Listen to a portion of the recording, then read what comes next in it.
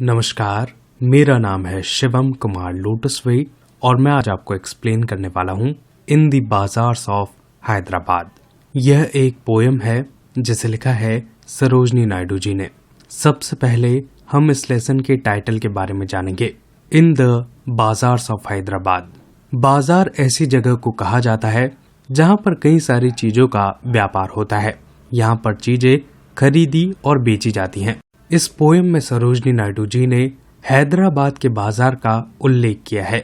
इस पोएम को पढ़ने पर आपको ऐसा लगेगा मानो आप खुद बाजार में खड़े हों। इस पोएम में पोइटेस ने हिंदुस्तानी बाजार का एक बहुत ही लाइव रिप्रेजेंटेशन, सुंदर चित्रण किया है। तो इस लेसन के टाइटल का मीनिंग होगा हैदराबाद के बाजारों में। सरोजनी नायडू जी के बारे में मैं आपको यहाँ पर एक बात बताना चाहूंगा। सरोजनी नायडू जी को नाइटिंगेल ऑफ इंडिया कहा जाता है क्योंकि सरोजनी नायडू जी की हर एक पोयम बुलबुल की मिठास की तरह है।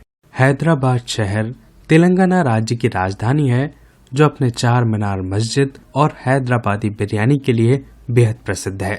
अब हम चलते हैं नेक्स्ट स्लाइड पर, जहां पर मैं आपको ये पूरी पोयम बेहद सरल व आसान शब्दों में एक्सप्लेन करूंगा। इस पूरी पोयम में 5 स्टैंजा है।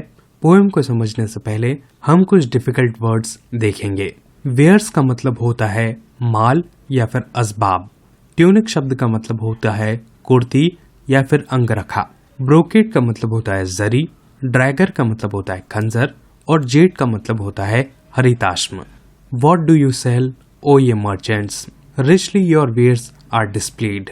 यह पूरी पोएम एक क्वेश्चन आंसरिंग थीम पर बेस्ड है, जहां पर पोएटेस प्रश्न करती हैं और सामने से उत्तर आता है। पोएटेस व्यापारी से पूछती हैं, हे व्यापारी आप क्या बेचते हैं। ओ ये शब्द का मतलब होता है यू यानी कि तुम, लेकिन यहाँ पर ओ ये शब्द का इस्तेमाल किसी व्यक्ति को पुकारने के लिए या फिर उसका ध्यान आकर्षित करने के लिए किया गया है। Richly your wares are displayed. पहले तो पोएटेस व्यापारी से पूछती हैं कि आप क्या बेच रहे हैं। उसके बाद वे खुद कहती हैं कि तुमने बहुत ही खूबसूरती से अपने माल को, अपने असबाब को सजा कर रखा है। बाजार में व्यापारी अपने सामान को बड़े ही सजा कर रखते हैं। वे अपने सबसे अच्छे माल को सबसे ऊपर रखते हैं क्योंकि चीज जितनी अच्छी दिखेगी उतनी अच्छी बिकेगी। Turbans of crimson and silver, tunic of purple brocade. Turban शब्द का मतलब होता है पगड़ी। अब व्यापारी जवाब देते हैं, हम सुर्ख लाल रंग की और रुपहली चांदी रंग की पगड़ियां बेच रहे हैं। क्रिम्सन का मतलब होता है सुर्ख लाल।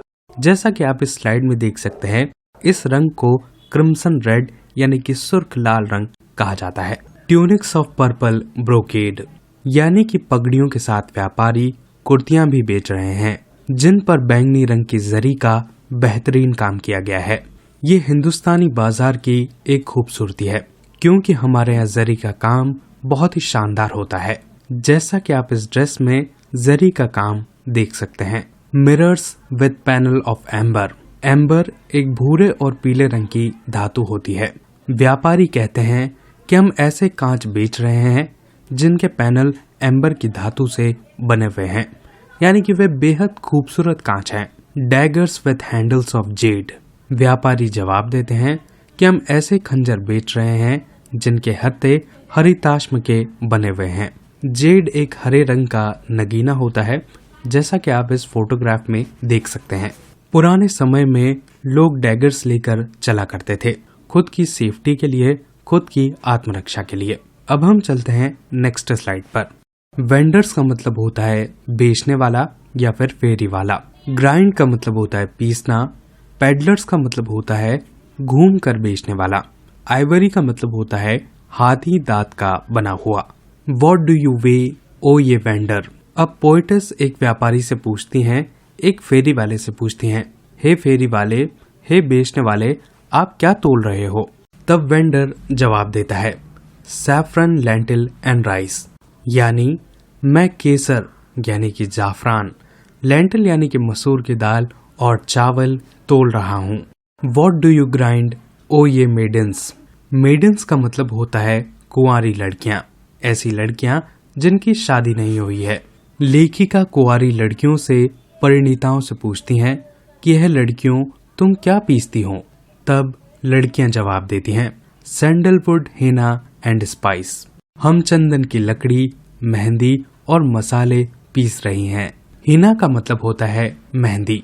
भारतीय बाजारों में हमारे यहाँ तरह तरह के मसाले पीसे जाते हैं, तो उन्हीं मसालों की खूबसूरती को पोएटस ने यहाँ पे बताया है। यहाँ पे स्पेशली ग्राइंड शब्द का इस्तेमाल किया गया है, क्योंकि जब मसाले पीसे जाते हैं तब उनका अधिक स्वाद आता है, लेकिन जब मसाले चक्की में या फिर मिक्सर में पीसे जाते हैं तब वह कटते हैं, जिसके कारण मसालों का स्वाद उतना अच्छा नहीं आता है। वॉट डू यू कॉल ओ ये पेडलर? अब लेखिका एक फेरी वाली से एक जगह जगह घूमने वाले से पूछती हैं, हे फेरी वाले, तुम सभी को पुकार कर क्या बेच रहे हो? तब पेडलर जवाब देता है, चेसमैन एंड आइवरी डाइस। वो कहता है, मैं शतरंज के मोहरे और हाथी दांत के बने पासे बेच रहा हूँ। हाथी के दांत से जो आर्टिफैक्ट्स बनाए जाते हैं वे बहुत खूबसूरत होते हैं, क्योंकि उनमें एक सफेद रंग होता है और जब उसको तराशा जाता है तब वह और भी ज्यादा खूबसूरत हो जाता है। अब हम चलते हैं नेक्स्ट स्लाइड पर। रिस्लेट का मतलब होता है कलाई, फ्रेल यानी कि मुलायम, गिर्डल्स का मतलब होता है करधनी या फिर कमरबंद, और स्कबार्ड का मतलब होता है मयान। वॉट डू यू मेक ओ ये गोल्डस्मिथ? आप ये देखेंगे कि इस पूरी पोएम में पोएटस ने वॉट डू यू और ओ ये से इस पोएम को राइम किया है। अब पोएटस सुनार से पूछती हैं, हे सुनार, आप क्या बनाते हैं? रिस्लेट एंड एंकलेट एंड रिंग। तब सुनार जवाब देता है कि वह कलाइयों के लिए कंगन, पैरों के लिए पायल और उंगलियों के लिए अंगूठी बनाता है। Bells for the feet of blue pigeon, frail as dragonfly's wing.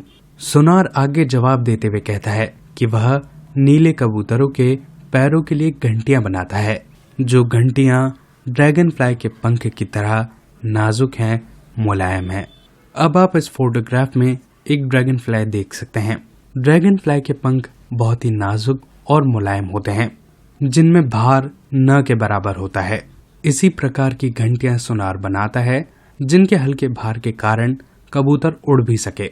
गिर्डल्स of gold for the dancers, scabbard of gold for the kings. सुनार आगे कहता है कि वह डांसर्स के लिए करदनी या फिर कमरबंद बनाता है, जिसे पहनकर डांसर्स डांस करती हैं, और वह राजाओं के लिए सोने की मयान बनाता है। मयान असल में तलवार या फिर खंजर को रखे जाने वाले कवर को कहा जाता है। पुराने समय में राजा महाराज बहुत अमीर हुआ करते थे और हमारे देश को सोने की चिड़िया कहा जाता था, इसीलिए वह तलवार की मयान भी सोने की रखा करते थे। अब हम चलते हैं नेक्स्ट स्लाइड पर।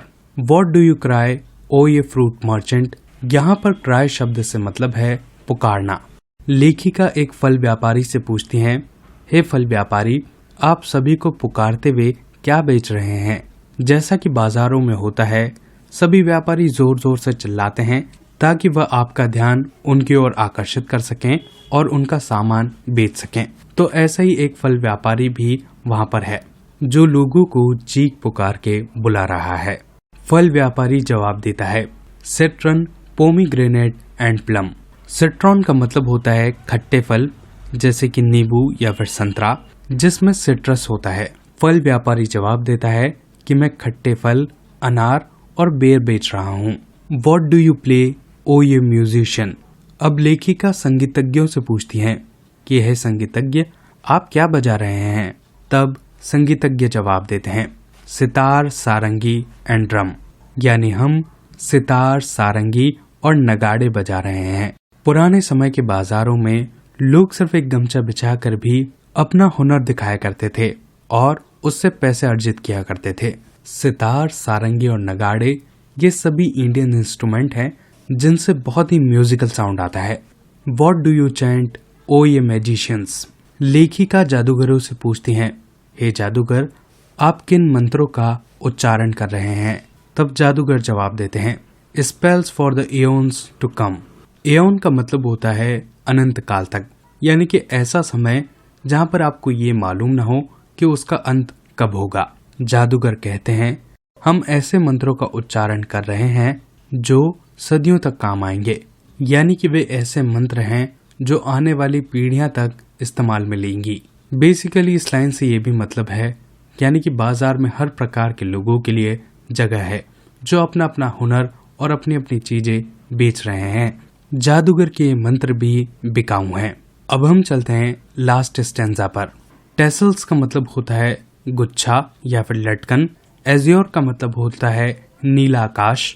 चैपलेट्स का मतलब होता है पुष्पमाला या फिर सुमरनी। और गार्नर शब्द का मतलब होता है शैयागार। What do you weave O ye flower girls with tassels of azure and red. Sarojini Naidu ji फूल बुनने वाली लड़कियों से पूछती हैं, हे लड़कियों, तुम आकाश के समान नीले और लाल फूलों के गुच्छों से क्या बुनती हो? Crown for the bro of a bride groom. लड़कियां जवाब देती हैं कि वह दूल्हे के सिर के लिए सहरा बुन रही हैं। Chaplets to garland his bed, यानी कि वह लोग दूल्हे के बिस्तर के लिए पुष्प की मालाएं बुन रही हैं। शादी ब्याह में फूलों का बहुत महत्व होता है और भारतीय संस्कृति में हर एक सेरेमनी के लिए विशेष फूलों का इस्तेमाल किया जाता है। तो जैसा कि यहाँ पर बताया गया है कि नीले और लाल फूलों का इस्तेमाल किया जा रहा है। Sheet of white blossoms new garnered to perfume the sleep of the dead. यह इस पूरी पोएम की सबसे डीप लाइन है। फूल बुनने वाली लड़कियां जवाब देती हैं कि वह सफेद खिले हुए फूलों की शैयागार बना रही है, जिसकी सुगंध, जिसकी खुशबू मरे हुए आदमी को उसकी गहरी नींद में भी आएगी। यानी वह लड़कियां सफेद फूलों से एक शीट बुन रही हैं जो मुर्दा लोगों के लिए यानी कि डेड बॉडीज के लिए इस्तेमाल में लाई जाएंगी। पोएम की लास्ट लाइन में पोएटेस लिखती हैं, to perfume the sleep of the dead, यानी कि वे मरे हुए लोगों को मरा हुआ नहीं मानती। वे ये समझती हैं कि वे सभी गहरी नींद में चले गए हैं और हमें नींद में खुशबू तो आती ही है, इसीलिए उनकी गहरी नींद के लिए सफेद फूलों का इस्तेमाल किया जा रहा है। अक्सर लेखक अपनी कविताओं का अंत जीवन की किसी सच्चाई से करते हैं। ठीक वही चीज यहाँ पे सरोजिनी नायडू जी ने की है। दोस्तों, ये था इस पूरी पोएम का एक्सप्लेनेशन। आशा करता हूँ आपको ये पोएम आसानी से समझ में आई होगी। अगर आपको ये वीडियो हेल्पफुल लगा हो तो प्लीज़ इसे लाइक कीजिए। अगर आप चैनल पर नए हैं तो प्लीज़ इसे सब्सक्राइब कीजिए। अपने आसपास सफाई बनाए रखें और एक पेड़ ज़रूर लगाएं। बहुत बहुत धन्यवाद।